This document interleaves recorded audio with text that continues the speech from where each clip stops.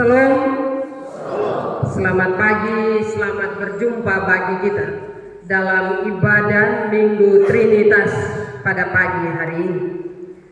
Bapak Mama, tema yang akan kita renungkan bersama pada pagi hari ini yaitu berkat Allah Tritunggal yang meneguhkan. Sekali lagi, berkat Allah Tritunggal yang meneguhkan. Bapak Mama, saudara-saudari yang saya kasihi dalam Tuhan kita Yesus Kristus, Rasul Paulus mengirim surat kedua untuk jemaat di Korintus ini terjadi saat jemaat Korintus sedang tidak baik-baik saja. Jemaat Korintus sementara mengalami perpecahan, perselisihan, walaupun terlihat baik-baik saja dari luar, tetapi sesungguhnya hati mereka tidak saling mengasihi dan tidak saling menerima satu dengan yang lainnya. Ada saling curiga, keraguan terhadap pengurus gereja, perselisihan terselubung yang sekali-kali bisa pecah dan memecah belah persekutuan jemaat. Oleh karena itu Bapak Mama, Rasul Paulus menulis surat ini. Rasul Paulus tahu bahwa semua orang dalam menjalani hidup butuh kekuatan. Kekuatan untuk tetap bertahan hidup, kekuatan untuk terus maju dan juga menjadi baik. Bahkan kekuatan untuk mengalahkan diri sendiri dari ego yang bisa melemahkan persekutuan. Walaupun Bapak Mama, Rasul Paulus melalui suratnya ini mau menasihati jemaat Korintus, tetapi menariknya adalah Rasul Paulus tidak menutup suratnya dengan kemarahan atau kata-kata kasar maupun ancaman, melainkan dengan kata-kata berkat, di mana yang tadi kita baca firman Tuhan itu. Bapak Mama, hal ini menunjukkan bahwa pemulihan hidup kita, perbaikan diri kita tidak tergantung pada kekuatan manusia, tetapi pada kasih karunia Allah. Karena itu Bapak Mama, ketika ada persoalan-persoalan dalam hidup kita, jangan tergantung pada kemampuan diri kita, tetapi tergantunglah pada kasih karunia Allah. Maka Allah akan memampukan kita untuk memperbaiki diri, tetapi juga memperbaiki diri kita dengan sesama kita. Pada ayat 11 dikatakan bahwa bersukacitalah, usahakanlah dirimu sempurna, sehati, sepikir, dan hidup dalam damai sejahtera. Maka Allah sumber kasih dan damai sejahtera akan menyertai kamu. Jadi Bapak Mama, kuncinya perbaiki diri dulu, berdamai dulu agar Roh Kudus bisa masuk dan bertakhta dalam hati dan pikiran kita. Baru damai sejahtera dan kasih setia Allah bisa tetap ada dalam diri kita dan terus menyertai kita. Ini penting Bapak Mama. Kenapa Bapak Mama kita harus berdamai dengan diri? Karena ketika kita bermasalah dengan orang lain, sebenarnya yang pertama kita bermasalah dengan diri kita. Karena itu berupaya untuk berdamai dengan diri sendiri. Ketika kita berdamai dengan diri sendiri, maka pasti ada kerendahan hati. Dan pasti Roh Kudus akan menolong kita memperbaiki hidup kita, agar kehidupan yang kita jalani itu adalah kehidupan yang penuh dengan sukacita dan damai sejahtera. Bapak Mama, mungkin saat ini kita sedang bergumul dengan masalah keluarga, masalah ekonomi, kesehatan, kebutuhan pendidikan anak-anak, masalah pekerjaan, masalah pelayanan, atau terhadap masa depan yang terasa tidak ada kepastian. Maka ingatlah, di saat-saat seperti ini manusia sering merasa lemah, Kita ada dalam ketakutan yang besar, kehilangan harapan dan sulit mencari jalan keluar. Ingat juga bahwa kasih karunia Allah dan juga persekutuan di dalam Roh Kudus selalu menyertai kita. Bapa, Anak, dan Roh Kudus tidak pernah meninggalkan kita. Tinggal bagaimana dalam tantangan hidup dan pergumulan kita saat ini, kita mau membuka diri agar Roh Kudus masuk dalam hati, pikiran, dan hidup kita untuk memulihkan kita, menguatkan, dan memberi damai sejahtera bagi kita. Kita sering berucap, beta ini kehilangan damai sejahtera. Nah, ketika kita kehilangan damai sejahtera, buka hatilah agar Roh Kudus masuk untuk memulihkan kehidupan kita, sehingga damai sejahtera itu tidak jauh dari kehidupan kita, tetapi damai sejahtera itu ada dalam hidup kita. Kalau kita percaya kepada Bapa, Anak, dan Roh Kudus, Bapa Mama, maka damai sejahtera harus ada. Jangan kita suka omong, kita hilang damai sejahtera. Artinya bahwa Bapa, Anak, dan Roh Kudus itu tidak ada dalam hidup kita, sehingga kita kehilangan damai sejahtera. Yang perlu kita lakukan dalam menghadapi pergumulan hidup seberat apapun adalah berdamai dengan diri sendiri dan sesama. Usahakan hidup kita menuju kesempurnaan yang dikehendaki Allah Bapa. Memang benar kita orang berdosa, tetapi hidup kita harus menuju kepada kesempurnaan. Maka ucapan berkat yang Rasul Paulus tuliskan pada bagian akhir surat ini akan menjadi milik kita. Kasih karunia Yesus Kristus mampu menopang dan meneguhkan kita dalam kelemahan-kelemahan kita.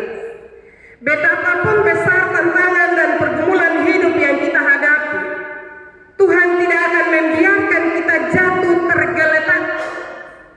Tangannya akan menatang kita atau tangannya akan menopang kita. Papa, Mama, saudara-saudari yang dikasihi Tuhan, kenapa Tuhan Yesus harus menderita dan mati untuk kita kalau hari ini kita akan jatuh tersungkur dan takluk pada tantangan dan pergumulan hidup? Tidak, Bapak, Mama. Tantangan hidup yang kita hadapi saat ini adalah cara Tuhan untuk menyatakan kasih karunia-Nya kepada kita. Tunggu waktu Tuhan sambil terus berharap kepadanya, karena kalau Tuhan sudah menyelamatkan kita, maka tidak ada tangis dan kertak gigi yang mampu membinasakan kita. Bapak, Mama, saudara-saudari yang saya kasihi dalam Tuhan, jangan menyerah karena keadaan. Jangan biarkan kegagalan dan tantangan hidup menghancurkan harapan kita kepada kasih karunia Allah. Dalam segala hal dalam hidup ini, Yesus Kristus selalu memberi kekuatan dan juga pemulihan. Perhatikan ayat 13 surat Rasul Paulus ini, bahwa kasih karunia Allah adalah sumber kekuatan kita. Karena begitu besar kasih Allah kepada kita, maka Ia telah mengorbankan anaknya yang tunggal, supaya setiap orang yang percaya kepadanya tidak binasa. Ini tidak sekedar ayat hafalan, Bapak, Mama. Setiap orang yang percaya kepadanya pasti ditolong. Ini berarti kalau kita dikalahkan atau dibinasakan oleh keadaan hidup, maka sia-sialah pengorbanan Yesus Kristus. Kata kuncinya adalah tetap percaya kepada Allah, maka tidak mungkin masalah hidup kita akan membinasakan atau menghancurkan kehidupan kita.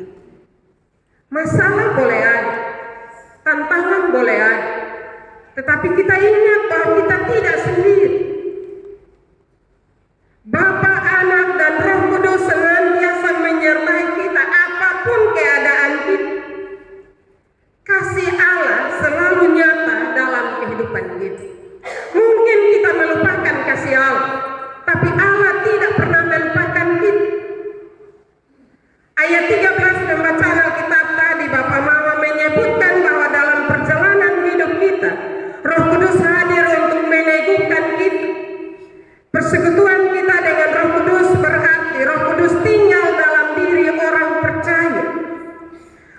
Kudus membimbing dan menghibur.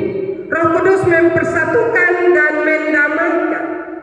Roh Kudus memampukan orang percaya untuk mengampuni, mengasihi, melayani, dan menjadi saksi Kristus di dunia ini. Karena itu Bapak Mama, bersihkan hati kita dari roh-roh hawa nafsu, kedengkian, roh pemecah belah, atau roh duniawi lainnya.